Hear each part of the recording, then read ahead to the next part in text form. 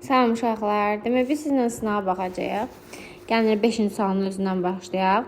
Deyir, əziz Linda, sənə yazıram ki, sənə yeni işim haqqında danışam. Mən deyir, balaca kafedə keçən həftə başladım işləməyə. İş yorucudur, amma zövq alıram yeni insanlarla hər gün tanış olmaqdan. Menecer mehribandır, mənim kolleqalarım da mənə çox kömək edirlər. İşim də adidən 9-dan 5-ədir, bazar günlərindən başqa. Demək, A variantında deyir ki, Emma keçən ay başlayıb işləməyə, düzdür. Bizə nə deyir? Deyir ki, düzgün variantı seç də. Last month. Yox, səhvdir. Çünki last week, keçən həftə başlayıb. B variantında deyir ki, Emma xoşlamır yeni insanlarla görüşməyi, səhvdir. Emma işləyir hər gün, istirahətsiz, səhvdir. Emma'nın meneceri mehribandır, bəli, düzdür. Birinci düzgün cavabımız D variantı olacaq. Emma yalnız axşamlar işləyir, səhvdir. 6-cı sualda deyir ki, əziz Tom, dünən biz elmi muzeyə sinifdaşlar sinif ilə baş çəkdik. Çox mən gözlədiyimdən böyük idi. Ən maraqlı hissəsi isə kosmos sərgisi idi. Biz orada qısa sənədli filmlərə baxdıq planetlər haqqında, amma deyir şanssızlıqdan kifayət qədər vaxtımız yox idi da bütün otaqları görək. A variantında deyir ki, klass muzeyə gedib, düzdür. Space Exhibition maraqsız idi Daniel üçün, bu səhvdir. Bugün gedib, today deyir, today, bugün getməyib, dünən gedib. Bu da sıxıcı deyil, düzdür, maraqlı idi. Onlar heyvanlar haqqında yox, planetlər haqqında baxdılar. Daniel gözləyir ki, muzey olduğundan biraz da yekə olsun, səhvdir. They couldn't visit every part of the museum. Muzeyin hər yerinə baş çəkə bilmədilər, bəli. Variant səhvdir, düzdür. 7-ci sualda deyir ki, əziz Anna, keçən həftə sonu mən ailəm ilə getdim dağlara, piknikə. Baxmayaraq ki, hava çox soyuq idi, səhər. Amma deyir, günorta daha da istiləşdi. Biz yeməyi pişirdik, şəkillər çəkdik, evə də gec qayıtdıq. Yorucuydu, amma unudulmaz bir gün idi. Hava bütün günü deyir ki, isti oldu. Yox, səhər soyuq olub, sonradan istilənib. Biz dağa həftə içi gün getdik. Yox, biz həftə sonu getmişik. Olmaz. Mark həm yorucu, həm də yadda qalan bir gün kimi təsvir eləyir. Bəli, bu düzgün variantdır. Onlar deyir, evə erkən qayıtdılar. Yox, gec qayıtdılar. Və onlar dağda bir neçə gün qalmadılar. Elə bir söhbət olmadı. Burada Moskva haqqında bir readingimiz var. Gəlin birinci qrammatikaya baxaq ondan sonra. 23-cü sualda bura inkardırsa, bura mütləq təsdiqdə olmalıdır uşaqlar. Didn't sizə deyirsə, birinci gəlin inkarları çıxaq. Və ya saxlayın ki, could qoysaydıq, couldn't. Cümlənin sonunda couldn't sizə olmalı. Çünki coulddur, shoulddur. Bunlar özləri sual verib, özləri də inkar yarada bilirlər deyə. Mən elə bir modal verməli idim ki, ona didlə sual verim. Ona görə had to götürəcəm. 14-cü sualda deyir ki, there were many hairs on my pillow. Deyir ki, yastığımın üstündə çoxlu tüklər var. Biz bilirik ki, hair saç mənasında işlənəndə sayılmır, amma tük mənasında işlənəndə sayılır. Bunu indi hardasa sayıla bilən kimi götürə bilərik deyə bilirəm. Səbirli olaq, baxaq, görək nə çıxır qabağımıza. Picture sözü təkdədirsə, burada was olmalıydı, were olmalı deyildi. Freedomdan peace, iki şeydən danışırsa, makes yox, make olmalıydı. The number of-un xəbəri təkdə olur deyə, are yox, is olmalıydı. O ifadənin əsas tərəf birinci tərəfdir. Neither of the milk, deyir ki, südün heç biri was drank by little kids.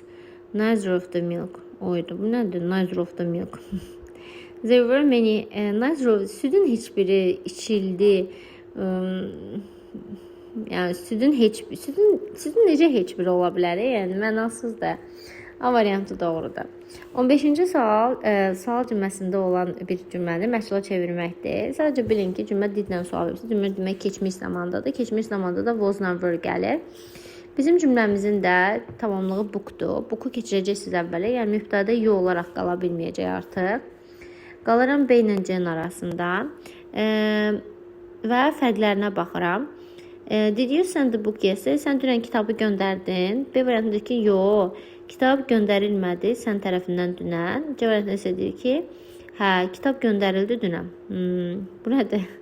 Deyir ki, did you send the book yesterday? Sən dünən kitabı göndərdin. No, the book wasn't sent by you yesterday. The book was sent yesterday. Yəni, burada B də olur, C də olur. Nə deməkdir?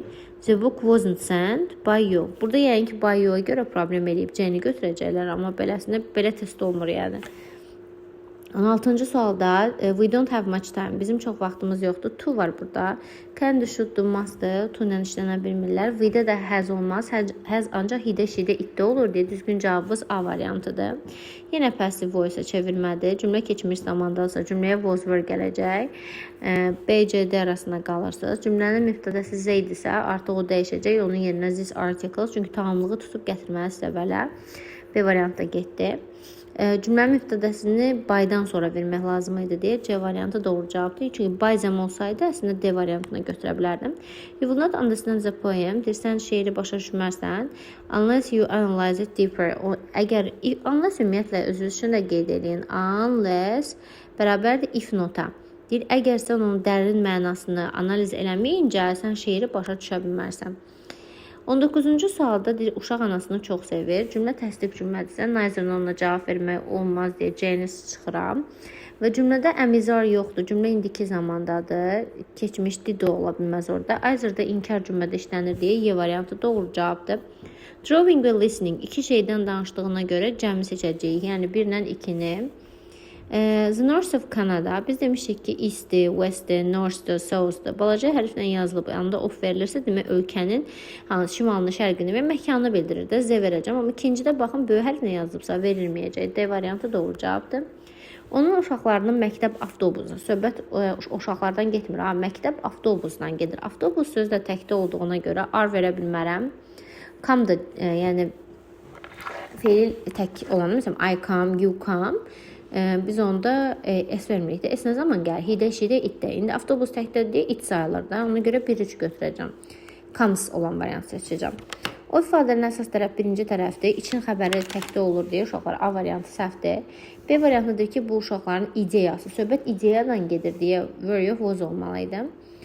Of ifadələrin əsas tərəf birinci tərəfdir. Appears təkdə deyə burada R yox, is olmalıydı. Zenambrofun xəbəri təkdə olur deyə D variantı doğrudur. The English ingilislər deməkdir. Milliyyəti bildirdiyinə görə likes yox, like olmalıydı. 24-cü sualda deyir ki, the success of the project depends not only careful planning but also how effectively the team respond sudden problems. Respond for the sudden problems. Okay. Deyir ki, layihənin uğuru təkcə aslı deyil də, yəni careful, diqqətli planlaşdırmadan, həmçinin aslıdır nədən? Necə effektiv komanda cavab verir qəfil problemlərə. Birincisi depend ondan işlənir deyə birinci tərəfə 10 verəcəyik. Aynen D arasında qaldı. But also on how effectively respond to the problems. A variant verəcəm. They put their bag on the table. Cümlə ki, indiki zamanda da ola bilər uşaqlar. Cümlə keçmiş zamanda da ola bilər. Çünki put qaydasız feildir. Put, kat, let, şat, qos. Yəni bunları sadəcə baxacaqsınız ki, cümlə təsdiq cümlədir. Təsdiqi təsdiqləmək üçün neither-dən istifadə eləmək olmaz. Ona görə çıxdı.